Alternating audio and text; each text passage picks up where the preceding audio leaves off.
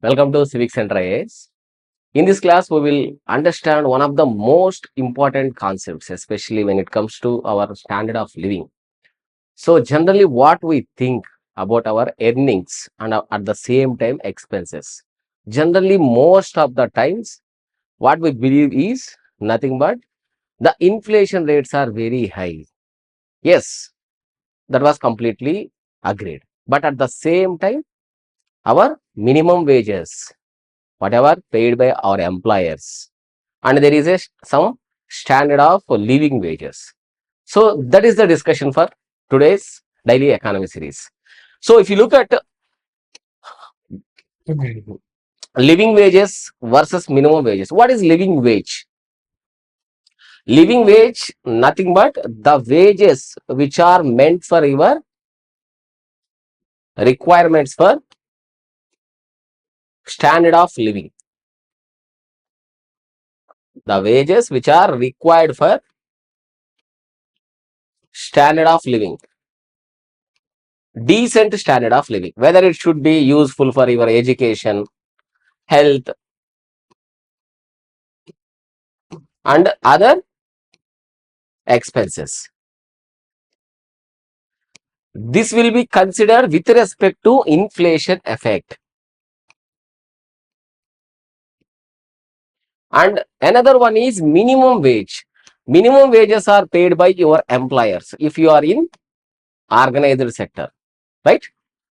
So these are with respect to Minimum Wages Act, and at the same time Code on Wages 2019. After codification of different labor laws, the government of India has come up with 4 new labor laws. One among them is Code on Wages 2019. According to that, the minimum wages will be provided based on your productivity, employment type, and industry. What type of industry are you working?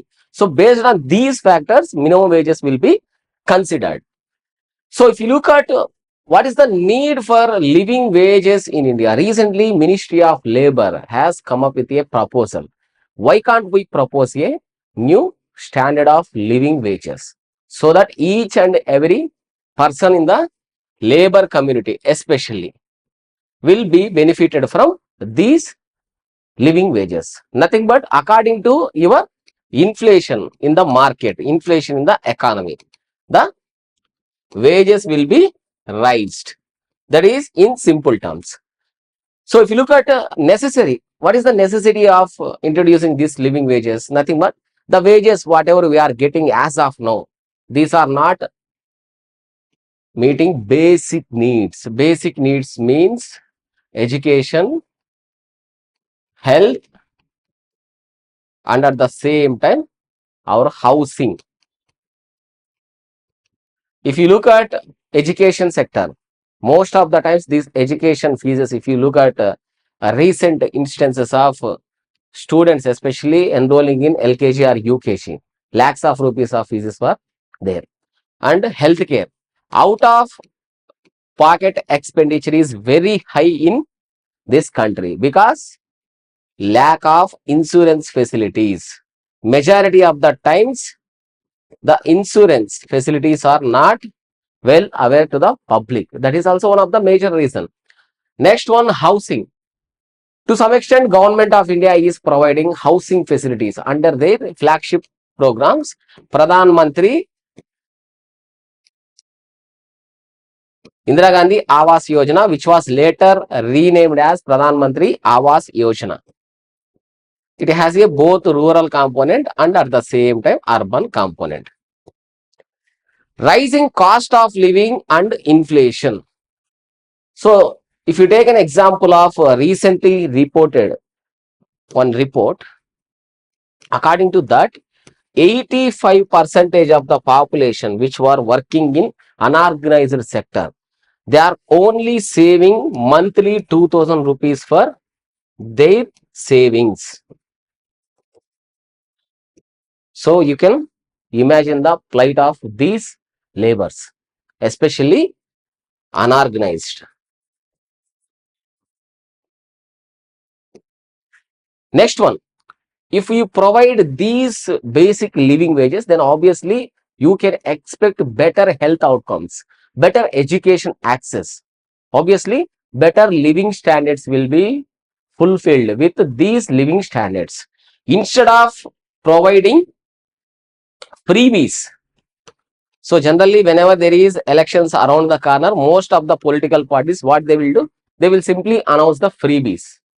If our political party comes into the power, then we will do these type of things, right? These are generally considered to be freebies.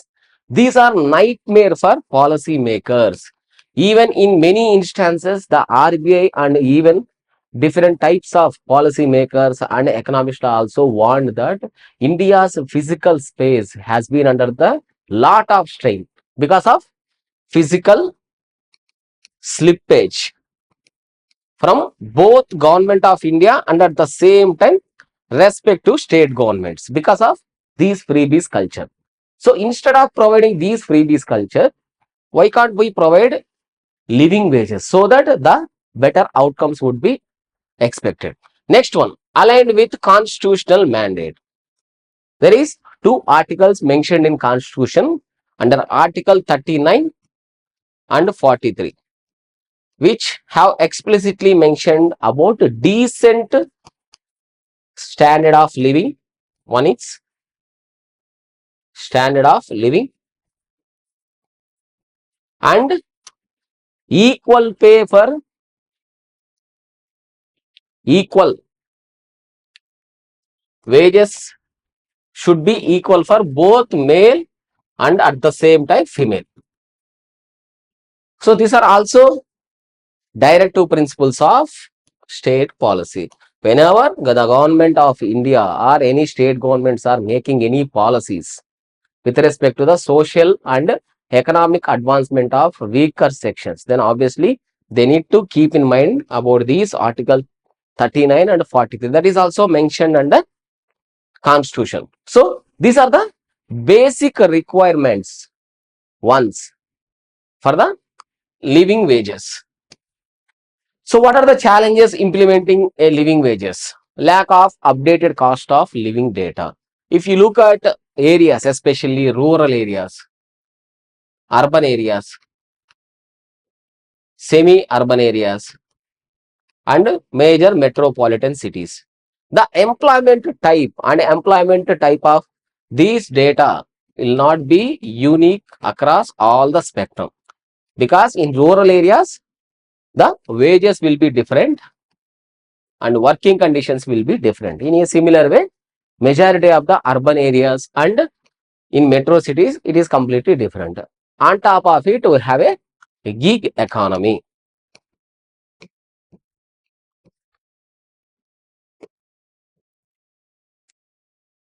Next one, wide regional disparities because of geographical distinctiveness. Geographical distinctiveness. Each and every region has its own set of prices. If you look at Code on Wages 2019, for the simple understanding, national floor level wages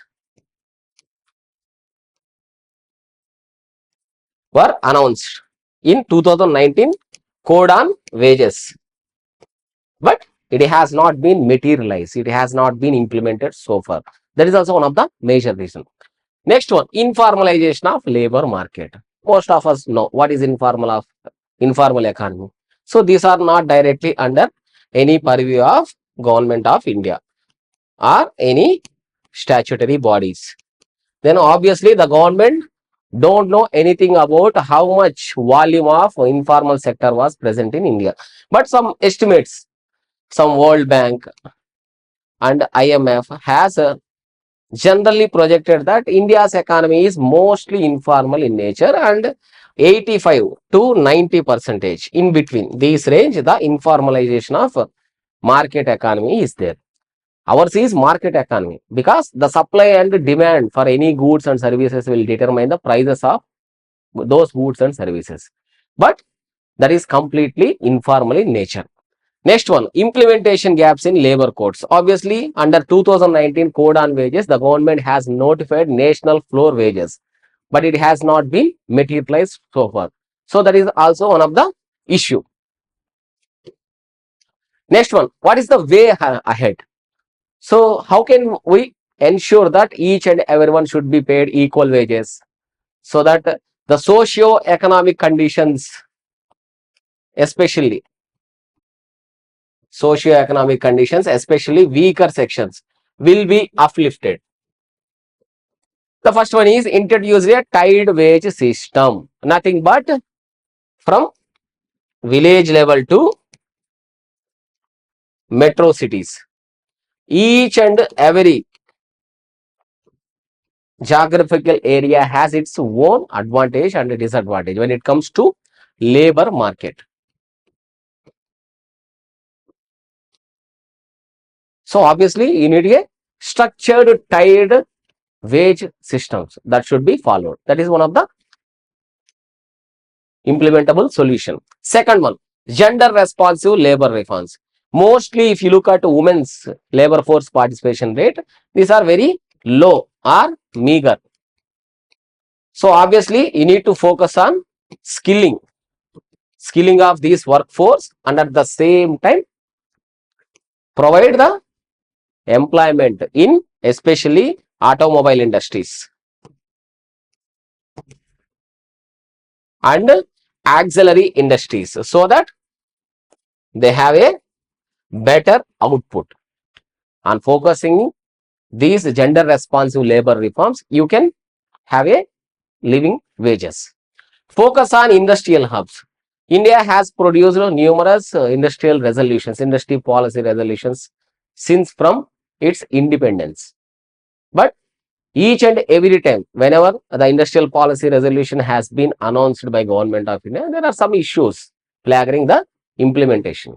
So obviously, the industrial hubs, wherever the industrial hubs are present in this country, obviously, you need to connect with the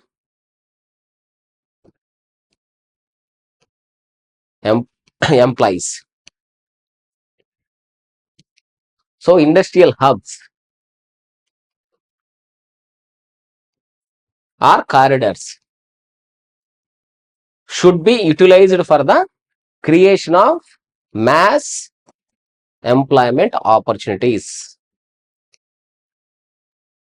Next one, employer responsibility for safety. If you look at small and medium enterprises organizations, especially from semi-urban areas or urban areas, most of the time women are very reluctant to join these industries. Why? Because safety, women's safety. So if you provide any facilities for these employers, then obviously they will take a responsibility of taking care of their employees, especially women employees. So the workplace harassments, workplace hazards will be very high, especially in informal sector. So obviously the employer should take a responsibility. That means the government, and at the same time the respective state governments will provide infrastructure and finance so that it can be used. So practice question from minimum wage and living wage. Which of the following best distinguishes a living wage from a minimum wage? Living wage is nothing but with respect to your standard of living, with respect to inclusion of your inflation and other factors which are relevant. But minimum wage is nothing but through statutes, statutory laws.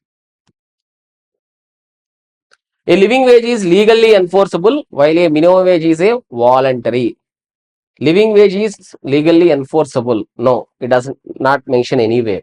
So obviously it is incorrect. A living wage ensures a decent standard of living, while a minimum wage is the lowest permissible wage set by law. Next one, a minimum wage accounts for inflation, while a living wage does not. A living wage is fixed nationally while a minimum wage varies regionally. So if you look at fourth option, a living wage is fixed nationally while the minimum wage varies regionally. That is not correct, right? Already we have discussed about it. A minimum wage accounts for the inflation. Here it should be living wage. Living wage will be adjusted for inflation, not minimum wage, while a living wage does not. So it is also incorrect.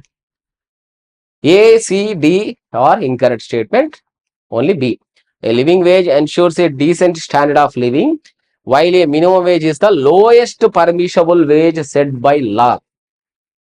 So that is the discussion for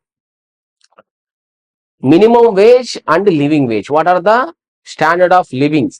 Especially if you look at India's informal labor force, and at the same time, what are the code on wages? Why government of India has come up with these code on wages, national floor wage policy, but it has not been materialized so far, since from last 6 years at least. So that is the discussion for this minimum wage and living wage concept. If you have any doubts, especially regarding these labor laws or labor issues, feel free to contact us through your comment section or through dedicated telegram channels. So that's it for the discussion. Thank you for watching class. Have a nice day.